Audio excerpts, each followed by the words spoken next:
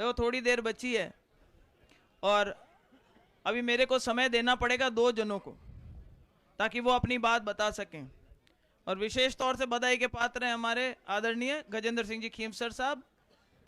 इतने काम कराए इन्होंने पिछले 10 महीने की सरकार बनने के बाद में कि उनकी लिस्ट जरूर हमें सुननी है। इसलिए आपके पास में ज़्यादा समय रहेगा सर, मैं 2 मिनट में सिर्फ मेरी बात करके उसके बाद में हमारे रेवत डांगा जी बोलेंगे।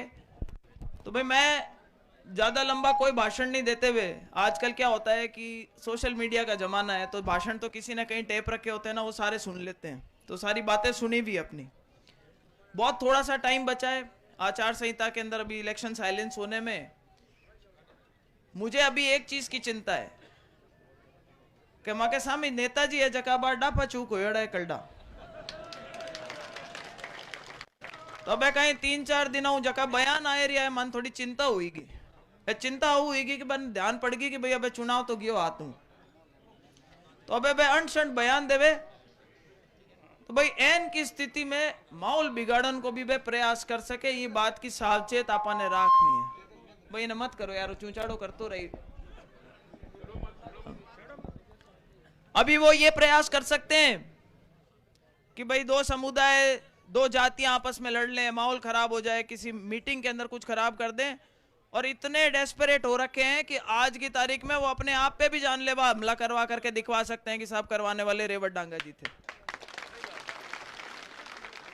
हमारे पास में केवल मात्र कुछ घंटे का समय है, उसके बाद में पोलिंग शुरू हो जाएगी।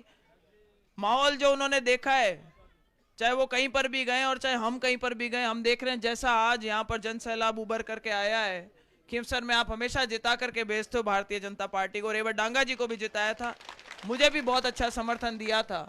और अब की बार राजा साहब मंत्री बने हुए और इन्होंने इतने काम करवाए हैं कि उसके अंदर मैं समझती हूँ कि कुछ इजाफा ही हुआ होगा अपनी पिछली बार से जो वोट थे उसके अंदर।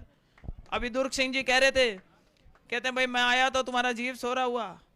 दुर्ग सिंह जी, समाज की एक बहुत बड़ी खूबसूरती है कि जब लोग जुड़ते दिखते हैं तो हर आदमी जो अच्छा संयम रखने वाला इंसान होता है, एक सभ्य इंसान होता है, एक सभ्य समाज का व्यक्ति होता है, वो हमेशा खुश होता है कि भाई एक मानसिकता के लोग आकर के साथ में जुड़े।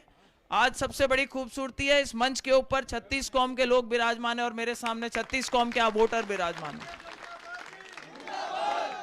ये सबसे बड़ी ताकत है भारतीय जनता पार्टी की, ये सबसे बड़ी ताकत है लोकतंत्र की। आप वोट दोगे, जिता करके भेजोगे, विधानसभा में पहुंचेंगे रेवत डांगा जी और आप सबके प्रतिनिधि बन करके वहां पे विधानसभा में आप सबकी बात करेंगे।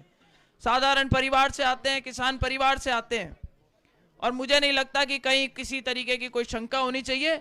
इनके सामने वाले नेताजी ने इन पर तरह तरह के आरोप लगाए, मैं कहती हूं कि उन्होंने किसी को नहीं बख्शा। उनको समाज की बेटियों का कभी उनका सम्मान नहीं कर सके, समाज के जो बुजुर्ग थे उनका सम्मान नहीं कर सके, दूसरे समाज थे उनका सम्मान नहीं कर सके, अपने कार्यकर्ताओं का सम्मान नहीं कर सके। जब तक पंचायत समिति के टिकट देने थे तब तक तो रेवत डांगा जी और जगदीश जी ठीक थे, लेकिन जब प्रधानी की बात आई तो उनको लग रहा था कि ये ठीक नहीं है। जब ये प्रधानी का टिकट मांगने लगे तो उनको मना किया, ये छोड़ करके चले गए। रेवत डांगा जी बहुत मुश्किल से आए, उनको तब भी लग रहा था कि शायद नेताजी मान जाएंगे, पर इनको भी काटा पींच रखा था। और अब किस तरीके के बयान दे रहे हैं कि ये रेवत डांगा जी है, ये मेरे कपड़े इस्त्री कराया करते थे, मेरे बूट पॉलिश किया करते थे, मेरे पानी की बाल्टियां भरा करते थे, और बोलते हैं कि भाई नाचने की बारी आएगी तो इनको नचा लो, पैसा कमाना है तो नचा लेंगे। कि मिर्ची बड़े में बिक जाते थे। मतलब कितनी आदमी के गिरावट आ जावे। मंच पर बात करो, आप ढंग से बात करो, सभ्य बात करो। आप प्रधान रहे हुए हैं, आज एक हिंदुस्तान की क्या दुनिया की सबसे बड़ी पार्टी के अंदर दूसरी बार अगर प्रत्याशी बना करके आप लोगों के बीच में भेजा है तो वह आप लोगों के सर्वे के आधार पर भेजा है। आज जहां कहीं जाते हो अपन देखते हैं कि पॉपुलर है बहुत ज्यादा, हर आदमी चाहता है कि भाई सरल स्वभाव के आदमी और ये जीत करके विधानसभा में पहुंचे, ऐसी मानसिकता है सबकी। और उसके बाद में अभी राजा साहब एक उन्होंने बयान दिया है जो मुझे बड़ा अजीब लगा और इसको आपको भी समझना पड़ेगा। बोले कहीं हुई मैं दिल्ली में बैठू जना दिल्ली का बीजेपी का जगह नेता बहु हाथ मिलाए ले जना पींच और पानी काट दूं बारे। अब मुझे एक बात बताओ कि दिल्ली के नेता क्यों आपसे करेंगे ऐसी साठ गांठ? वो जमाने लद गए, दुकान खाली है, शटर डाउन है और बची खुची 13 तारीख को ये जनता कर देगी। क्या बोलते हैं, मैं असली जलवा दिखाऊंगा 13 तारीख के बाद, कि 13 और 23 के बीच में देखना रिचपाल मिर्दा जी और जगदीश जी के लिए सबसे विशेष तौर से पीछे पड़े मैं। अरे क्या दिखाओगे, 2008 से तो मुझे देख रहे हो आप, कहां गई मैं, यही खड़ी आपके सामने। तो भाई किसी तरीके का कोई भय नहीं रखते हुए हम एक सकारात्मक राजनीति, एक सकारात्मक सोच, 36 कौम के लोगों को साथ लेके चलने वाली राजनीति करना चाहते हैं। खींवसर में एक साफ सुथरी राजनीति हो। और मैं तो इतना ही कहूंगी, ज्यादा से ज्यादा वोट दें, जिताएं। इस मंच पर जो नेता विराजमान है उन सबका मान बढ़ेगा, हम सबका मान बढ़ेगा। आपके कहीं हुई को वोट मांगना है थान को मांगो, जरा माँ के काम कौन चल यार, ऐसी का वोटा ने ठगाऊं को और प्रयास करे, कह 3 मूर्तियां लगाऊं अंबेडकर जी की, 3 मूर्तियां। जल्दी याद आया भाई, बहुत जल्दी याद आया।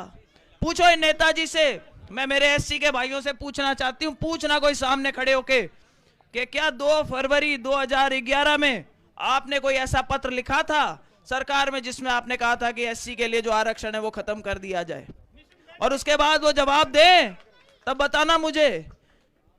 ये उनकी असलियत है, ये उनका असली चेहरा है। ऐसा कोई सगा नहीं जिसको उसने ठगा नहीं। तो इस बात को याद रखना है। जो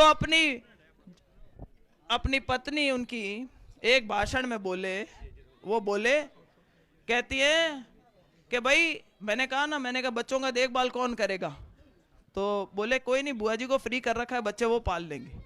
तो उन्होंने तो अपने बच्चे भी मेरे पास में छोड़ने की बात कर दी। राजनीति इतना डाफा चूक करती है आदमी को। तो भाई अपने को ज्यादा से ज्यादा वोट देने, 13 तारीख को अपने वोट पीछे नहीं रह जाएं। बीजेपी के अंदर एक ही कमी है,